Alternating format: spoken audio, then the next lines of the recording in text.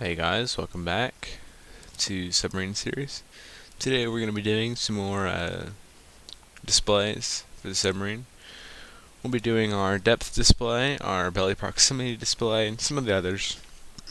Let's get started.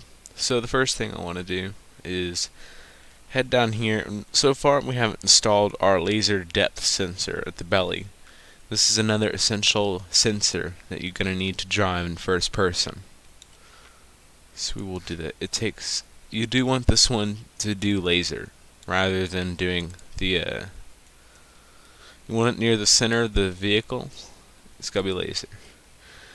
Also, now that I'm on the thought of it, so first we'll place this down. That's our belly prox, and there's another essential sensor.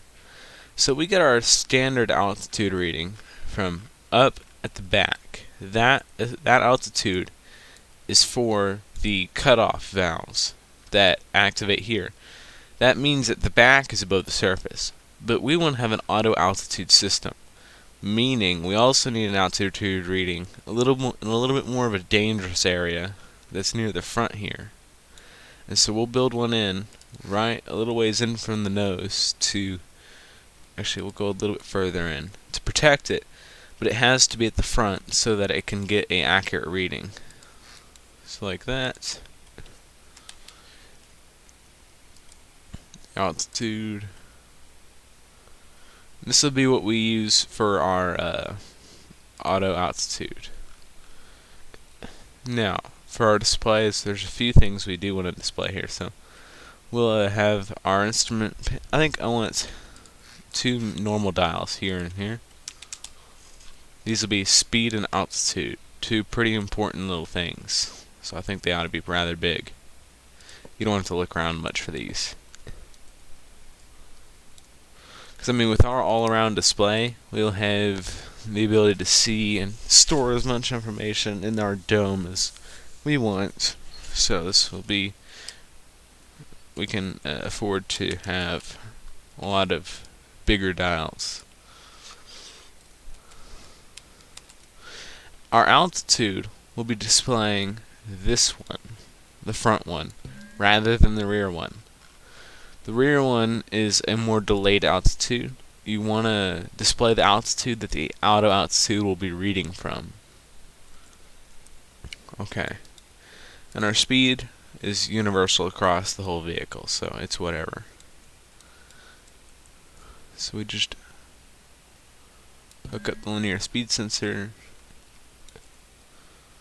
hop over here. It's been a while since I've done backlights. I think I'll finish the backlights all at once eventually. We've still got a lot of work to do. We've got radio, we've got emergency, we've got all sorts of systems. Submarines are like the never-ending thing with millions of systems that you need to install. Alright, so we're going to have a pivot. We're going to put it back here. So I'm thinking we might do one like, hold on, there,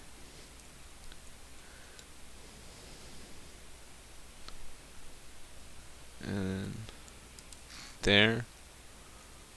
Okay, and then we have a 2x2. This is just an idea. I'm probably going to move this around a little to get it right where I want it. The idea is I can put it somewhere like, I wish I could put it over.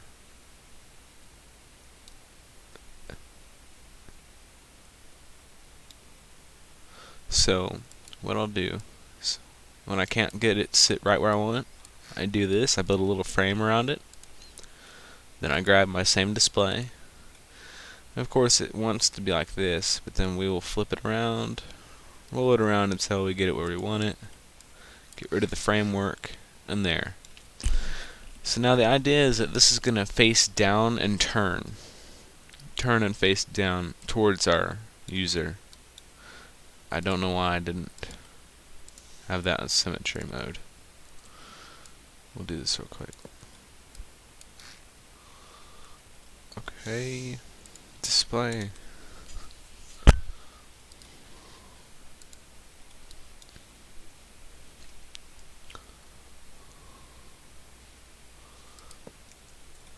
Alright, cleaning up. Okay, so now let's just spawn this in and see how we like the positioning. Because this is something that, once we've got it set in, I don't really want to go back and edit.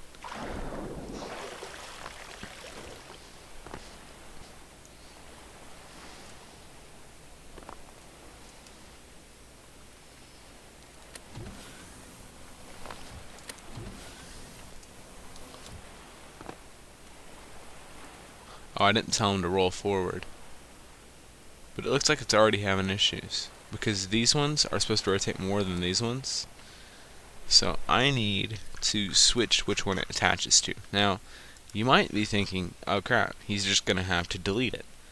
But I might. But I'm going to try to do it an easier way.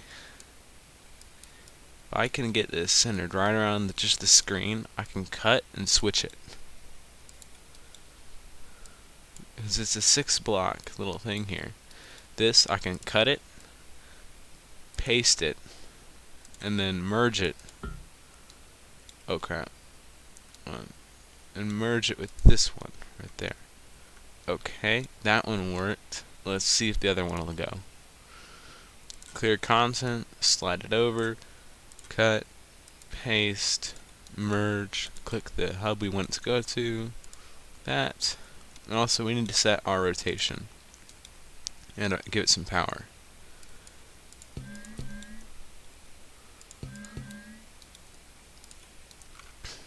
Let's go find a 0.5. I think there's one back here. There's at least 3 or 4 now.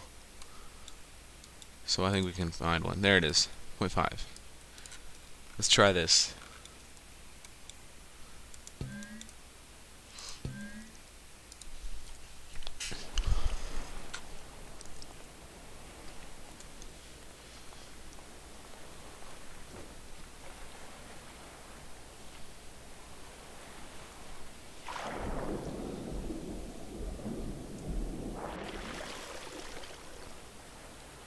God, I'm lagging so bad.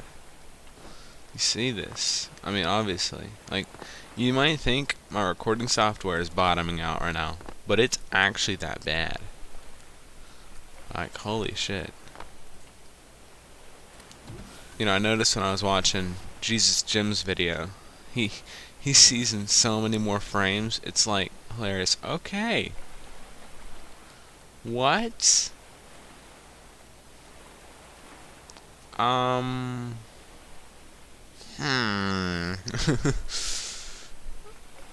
It appears they have what?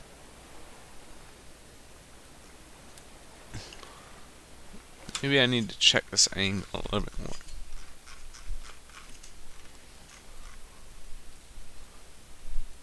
Okay, so it's trying to rotate into this block here, this dial. Maybe we just don't rotate these.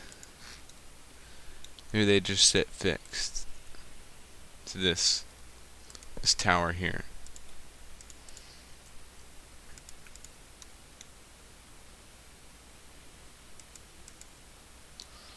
There we go. Wish there was like a way to see it play through.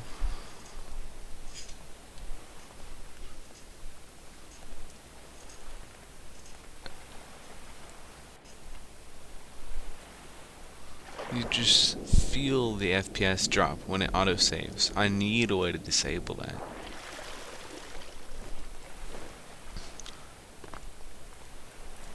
I mean, I know it's normally a good thing, but it doesn't actually do me any good because it's auto-saving the world.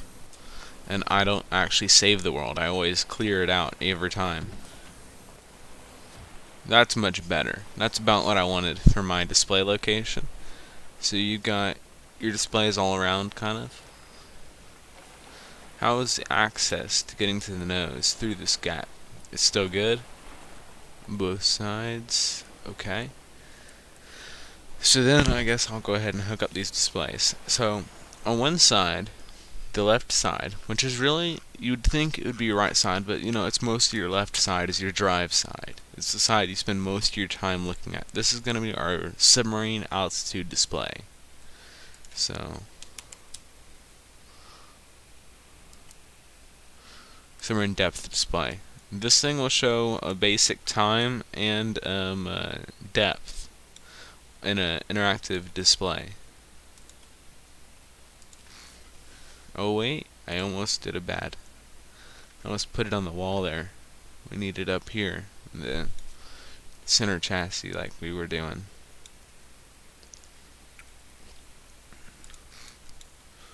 Alright, inputs to this are the current altitude, which of course we're reading the front for our altitude display. You know what's my worst problem? And the time from that clock over there. My worst problem with this game, I mean like these videos, is that I always forget what I'm doing midway through the video. And then, because I'm very much ADHD, so I'll forget where I'm going with the video halfway through the video, and then I'm like trying to remember what we were doing or what I did. So yeah, that's like it's a legitimate issue right there. When you can't even remember what you just recorded. But yeah, that's why these builds usually take a little longer, but when I make the videos, it seems to actually help me organize my build process because I have to. And so it gets a little better because I can even go back and see what I've done by just looking at the videos. I recommend this to anyone who can. Not to say I'm even one that can. With my PC I shouldn't. But if you can, I recommend this. It actually is not hindering to my building process. It helps me to build with people watching, and I think it does at least a little good to the community to have these resources available to anyone that needs them. You know, logging out what I'm doing. Okay, so then the other thing is going to be my auto line graph. I think it's this one right here.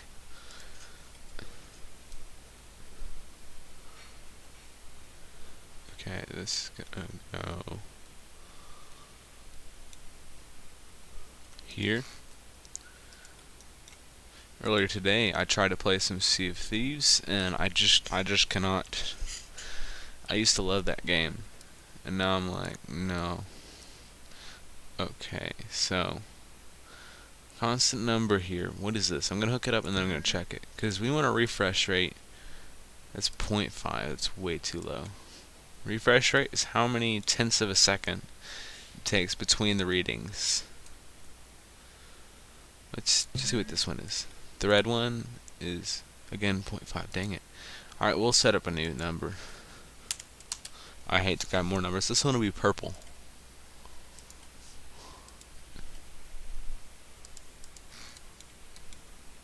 This will be our refresh rate, which is probably going to set like 50. I don't even know why I was gandering, hoping to get lucky. Refresh rate's 50. The value is whatever this is down here on the floor of the vehicle. You see it right around here.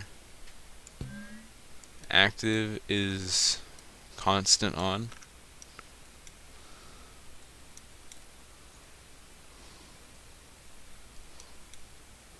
Where's that little thing? There it is. And then you want to click on these. This is optional, but I like to do this. Make them infrared, and they don't. It works just as good, except there's no laser shining at the bottom of your boat. You want this reading to be really accurate, so that's why you get these in the first place. Now we need a. Well, I'll get to that in a minute. So we'll hook up. So the auto line graph. So we're setting our maximum values. So if we click on all these, there's maximum values. We're going to set these to 250 for now.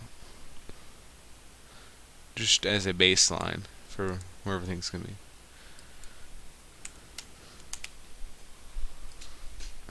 So all of our displays will read up to 250, but you can go deeper and it's fine. The displays just won't display it.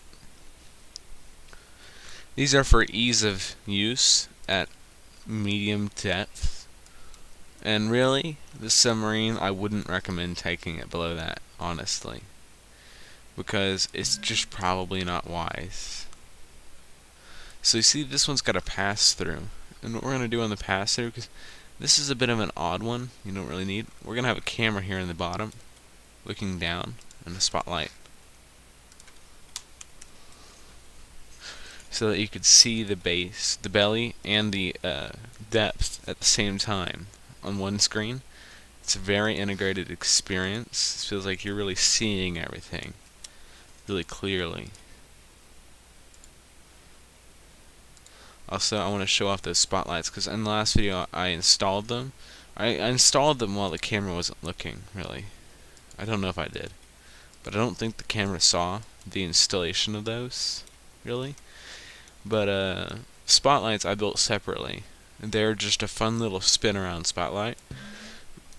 But I hooked them up to a keybind also, so you can keybind it or do it the other way. It's pretty neat. Let's find that real quick, because we need that to turn on the belly spotlight. Here it is. This will go down here and turn on this. Power needs to be sent down. Alright. And that'll just be a nice little other thing, helping us see the belly, some other stuff. So now we need to hook up this little one here. This will show some standard readings, like our belly proximity will be number 1.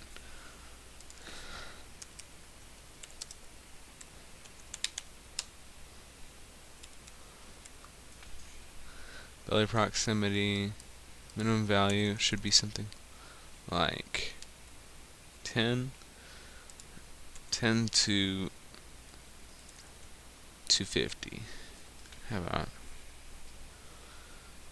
channel number 1? So we need, again, I've got one for everything, because I'd rather have them only get what I need, you know, and not use additional stuff, because, you know, this chassis gets rather cluttered. So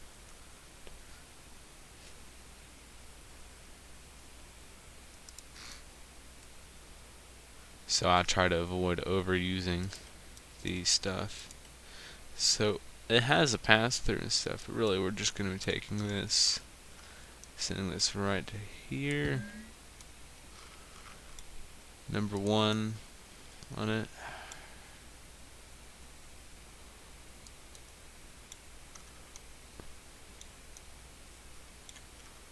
It should be right here. Okay, so now we've got a display in the cockpit. We got two displays of the belly proximity. We've got the one on the screen, and then the screen also displays a belly cam, and then we actually have our dial that tells the exact number, so you can do some more precise things. Yeah. So now we've got these two screens involved. Let's see if they're working.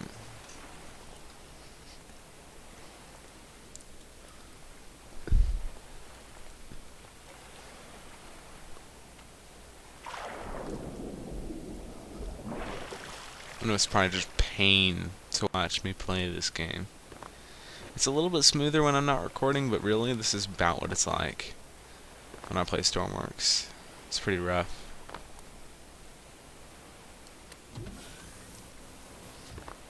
You see how quick that was? That get in? And it's not that bad to get out either. Like, you just do that, hop, hop, hop, and you're out. But that was like the fastest. You just drop and you basically fall straight in. So this is our altitude display. This is our belly proximity. So right now it's zeroed out. Then as we go deeper, you'll see that line will go down. Let's see here. Current belly proximity. It's reading out 0. That's not right. I wonder if I powered it. Anyway, take a look at these. So you see this right now, right? It looks like this.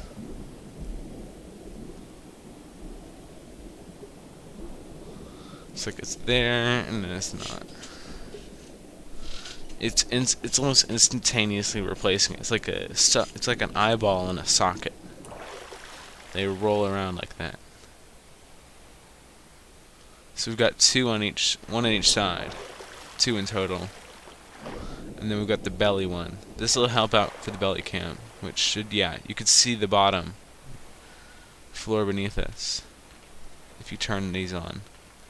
That cam and this cam's helped out by that.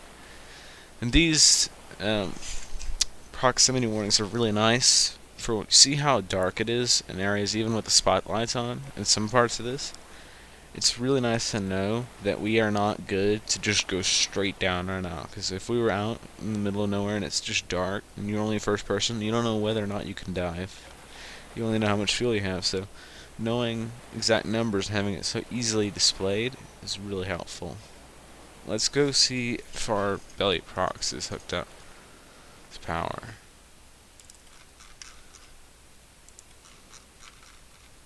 Got a feeling it isn't. Go figure.